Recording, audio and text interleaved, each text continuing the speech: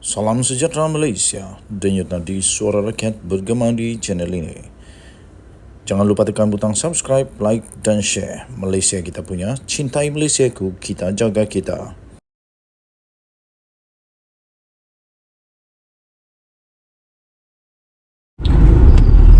Salam sejahtera Malaysia, denyut nadi suara rakyat bergema di channel ini. Akhirnya beberapa hari yang lalu kita tahu bekas pegawai Setiausaha Sulit, Setiausaha kepada Razi Jidin telah ditahan oleh pihak SPRM. Hari ini ada satu berita yang lebih mengejutkan. Akhirnya diumumkan Razi Jidin pula akan dipanggil oleh SPRM. Jawablah. Sebelum ini Razi Jidin menafikan dia tak terlibat, istrinya juga tidak terlibat. Tapi kali ini SPRM sendiri akan tanya Razi Jidin. Razi Jidin jawablah soalan nanti daripada SPRM bila ditanya. Dan kita tengoklah betulkah tak ada apa-apa keterlibatan ataupun akhirnya bakal akan kena dakwa pula. Kalau Razi Jidin pun kena dakwa, memang hampir 100% bos-bos bersatu dah kena siasat oleh SPRM, dah kena dakwa oleh SPRM kalau dia pun didakwa. Dia ni kalau saya tak silap timbalan presiden kah bersatu kah ataupun naib presiden bersatu kah, tapi tak kisahlah, yang penting dia pun adalah bos-bos dalam bersatu juga. Razi Jidin sah akan dipanggil oleh SPRM. Ini diterbitkan 24 September, hari Ahad. Hari ini hari Isnin.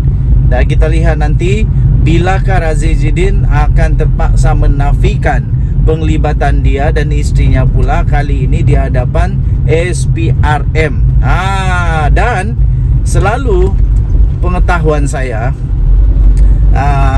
SPRM tak akan memanggil seseorang itu kalau tanpa apa-apa bukti yang perlu untuk disiasat. Kalau dipanggil itu maksudnya memang ada yang perlu disiasat lah. Lagi pula uang itu ataupun rasuah itu bukan sedikit. Itu melibatkan uang 80 juta ringgit Malaysia untuk projek itu. Dan lagi itu di Kementerian Razi Jidin. Kalau Razi Jidin tak tahu, siapa yang tahu? Kalau Razi Jidin bukan dia yang luluskan projek rundingan terus itu, habis siapa yang luluskan? Kerana projek itu 80 juta, bukan sedikit. Bekas Menteri Pendidikan Datuk Razi Jidin akan dipanggil oleh SPRM, Suruhanjaya Pencegahan Rasuah Malaysia, bagi membantu siasatan berhubung projek membabitkan percetakan buku JKAF untuk prasekolah bernilai kira-kira 80 juta ringgit Malaysia. Perkara itu disahkan sendiri oleh Ketua Pesuruhjaya SPRM iaitu Tan Sri Azam Baki ketika beliau dihubungi oleh BH pada hari ini. Beliau bagaimanapun memberitahu pada ketika ini siasatan lanjut mengenai kes itu masih berjalan. Katanya ada kemungkinan dipanggil tetapi bukan sekarang, katanya. Jadi maksudnya masih disiasat. Kalau dia dipanggil maksudnya sudah disiasat dan perlu ada sesuatu untuk disiasat. Okey, jadi tuan-tuan dan puan-puan yang dihormati sekalian, BH difahamkan SPRM masih lagi menjalankan siasatan sepenuhnya berhubung siasatan bagi dakwaan tersebut. Malah ketika ini katanya difahamkan tiada sebarang pembekuan aset yang dilakukan oleh SPRM berhubung siasatan terhadap yang membabitkan projek percetakan buku yang bernilai kira-kira 80 juta itu. Jadi selepas ini adakah kita akan melihat satu lagi episod di dalam negara Malaysia bila ada lagi akaun akan dibeku? Tak mustahil kalau akaun dia pun dibeku lagi. Jangan pula selepas ini akaun bersatu kena beku lagi. Takkanlah setiap kali pun akaun bersatu kena beku kan. Okey, jadi setakat ini difahamkan tiada sebarang pembekuan aset yang dilakukan oleh SPRM, walaupun 2 individu sudah pun ditahan semalam. Sementara itu, BH sudah pun menghubungi Razi Jidin menerusi aplikasi WhatsApp berhubung perkara itu, namun masih lagi belum mendapat maklum balas setakat jam 2 petang kemarin. Semalam, Timbalan Ketua Pesuruhjaya Operasi SPRM Datuk Sri Ahmad Kusairi Yahaya mengesahkan penahanan 2 individu, termasuklah bekas setiausaha politik kepada seorang bekas Menteri Kanan. Mereka ditahan jam 11 malam ketika hadir memberi keterangan di pejabat SPRM di Putrajaya. Sebelum pendaftar Mahkamah Magistrate Putrajaya iaitu Nur Adillah Halil membenarkan permohonan SPRM untuk menahan reman kedua-dua suspek itu selama 4 hari bermula hari ini sehingga 26 September.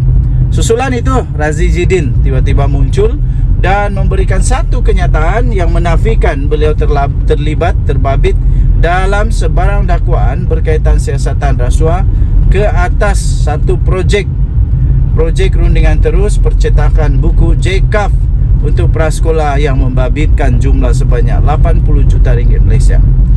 Katanya, saya tiada sebarang kaitan dengan percetakan buku JCAF untuk prasekolah sama sekali. Saya tiada sebarang kaitan dengan syarikat OTR1 dan On and Only tersebut, katanya. Tambahnya lagi, istrinya pun tiada sebarang kaitan dengan syarikat ATR1 and Only tersebut. Perkara ini jelas kepada sesiapa yang sanggup membuat carian ke atas syarikat ATQ1 and Only berkenaan, katanya, yang mengesahkan 2 bekas pegawainya itu sudah ditahan. BS semalam telah pun melaporkan projek itu membabitkan percetakan buku JCAF untuk prasekolah yang bernilai kira-kira 80 juta ringgit, membabitkan sebuah kementerian secara rundingan terus. Suspek pertama berusia dalam lingkungan 20-an yang bertugas, yang juga bekas setiausaha politik kepada seorang bekas Menteri Kanan, manakala suspek kedua ialah pemilik syarikat yang berusia lewat 50-an. Mereka dipercayai bersubahat. Ini dia.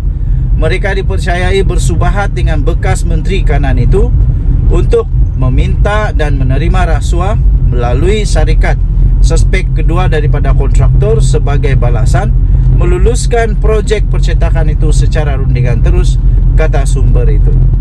Kes itu disiasat di bawah Seksyen 16(a)(b) Akta SPRM 2009. Tuan-tuan dan puan yang dihormati sekalian, apakah Razi Jidin akan menjadi orang seterusnya yang didapati, disyaki, didakwa melakukan kesalahan ketika ada kuasa? Dan kepada Razi Jidin, bekas Menteri Kanan ini, tak payah nak takut kalau benar. Kalau tak ada apa-apa kesalahan, saya fikir tak payah takut, kerana keadilan di negara Malaysia adalah keadilan yang terjamin. Tidak ada apa-apa salah guna kuasa di dalam perundangan Malaysia. Jadi berani kerana benar, memang risaulah, takutlah kerana ada salah. Kita tunggu nanti. Dan yang Nadi Suara Rakyat bergema di channel ini. Bye bye.